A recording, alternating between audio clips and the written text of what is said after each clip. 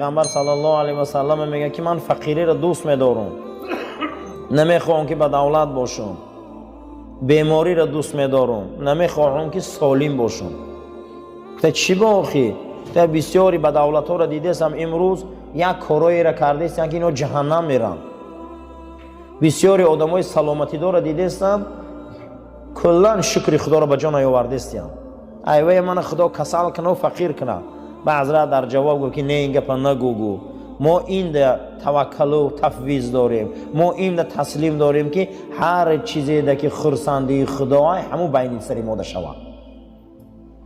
یعنی که با جناب پیغمبر صلی الله علیه و سلم صحابه را نصیحت کردند که هر چیزی که بین سری ما ده میبیاید خدا راضی باشه همو ده ما راضییم.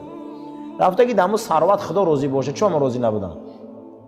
رفته که در همون بایگری روزگی خدا باشه چرا ما راضی نبودم؟ رفته که در همون فقیری غضب خدا باشه با ما راضییم؟